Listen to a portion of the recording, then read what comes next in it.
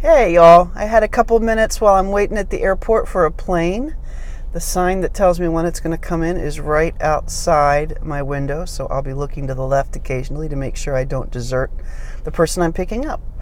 But that said, I passed a Powerball sign on the way down to the airport today and went through this whole incredible line of thought that I figured I'd share with you before I forget it, because it's got a business tip or trick embedded in it somewhere, I promise. But I thought the Powerball was up to, I think it was 53 million, if I looked at it correctly when I went by. And I thought, wow, what would I do with $53 million? But in typical accounting geek fashion, I went through the math to say, okay, let's cut it in half because I'm going to take it now instead of over the next 20 years. And then let's take taxes out because I would rightfully pay taxes on that winning, and happily, frankly. So that would be down to, let's see here. Let's say 15 million when it's all said and done. So then I thought, well, that's not an awful amount of money. That's a great amount of money. What would you do with it? And it occurred to me that what I would want to do with it right away is invest it, because if I were lucky enough to come across that much money, I think I'd have a pretty big responsibility to make sure that it could last the rest of my life supporting all of the things that we care about. So our family, our friends, our charities. I'd want to be able to send a big hunk of money down to some place like Houston right now, and even be free from having to earn money to get in a car myself and go down there and help people.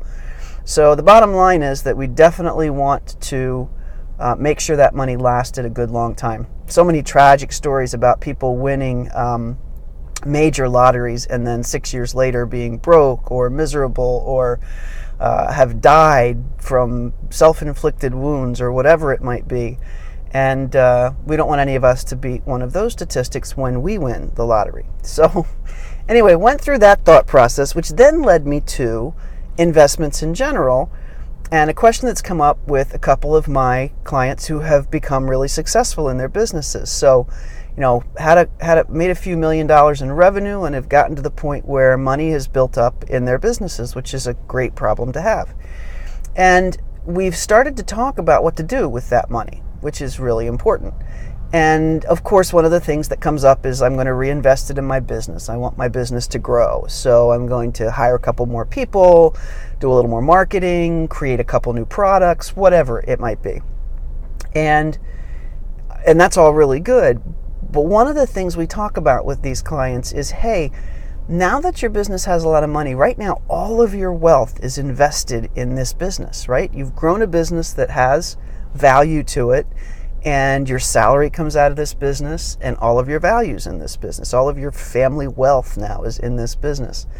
And one of the things that any investment advisor is going to tell you, and with my clients, I work with some really amazing investment advisors, shout out to Mary Stirk, is that you don't want to necessarily leave all your money in your business, because one of the principles that investment advisors teach you is to what they call diversify. And simply put, that means not having all of your eggs in one basket.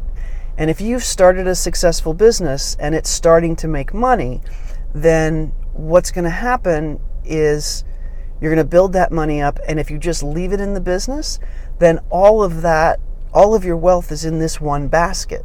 So what I'm suggesting with these clients and what we work with their advisors to do is identify some portion of that money, not all of it, but some of it to take out of the business, always with a tax advisor's advice, because there are ways to do it and ways not to do it. But take some of that money out of the business and invest it in other things, be it real estate or other investment type portfolios, just to make sure things are balanced, because you don't want to ever, if you can avoid it, you don't want to have everything sitting in one place, so that if awfully something catastrophic happened, you still had some wealth in other places. And that's where my whole line of thought went, from seeing the Powerball sign on the highway, through backing out, taking it a one-time payment, to taxes, and then of course to investments in general. And the great problem that I hope all of us have at some point in our businesses, which is, hey, I'm making money and I need to do the right things with it.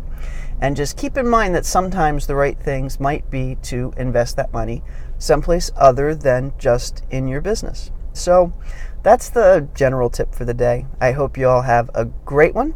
And signing off from Philly Airport. Take care.